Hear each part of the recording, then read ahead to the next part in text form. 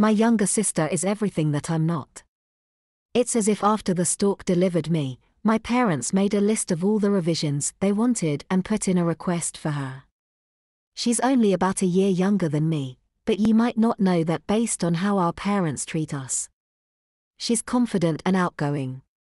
I stutter every time I get nervous. She gets good grades.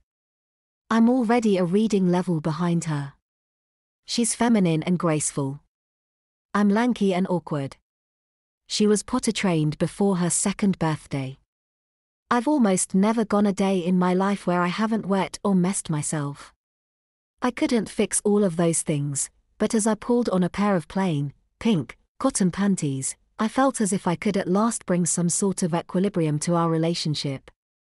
Today is Thanksgiving, and a bunch of relatives from out of town will be arriving at our house less than an hour from now.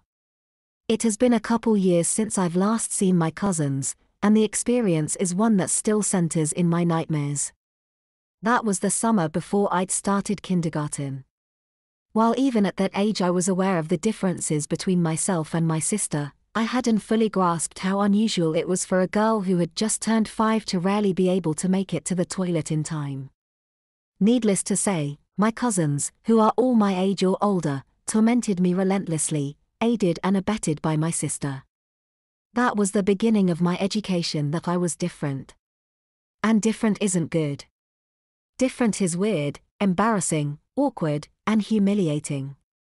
Different makes you stand out. Different paints a bright red target on your back for the kids who are normal. Different lets them know who they can get away with picking on and who they can't. So that is why I was terrified of having to wear pull-ups around my cousins again. For months, I had begged, and begged, and begged my parents to let me go back to panties on Thanksgiving. Their response was always the same. I couldn't start using panties until I showed that I could go to the potty consistently without having any accidents. I tried so hard. I really did. But the best I could get in the weeks leading up to Thanksgiving were 2 separate days where I had been able to keep my pull-ups clean the whole day long.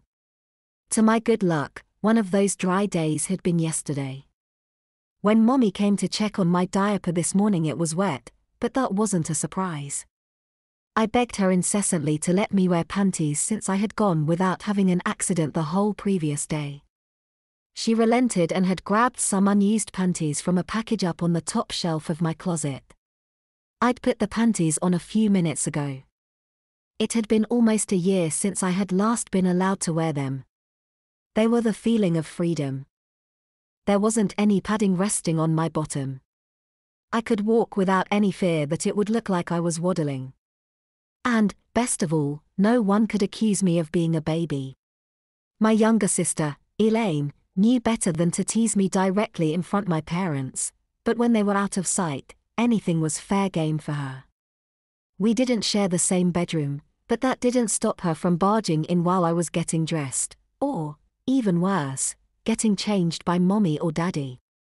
"Good morning, baby," she said, peeking her head through the door. "I'm not a baby," I shouted back, raising my voice partly to convince her and partly to convince myself. Elaine didn't look particularly convinced. To prove it to her, I pulled down my leggings enough to show the panties I had on. "See? I'm not wearing pull-ups."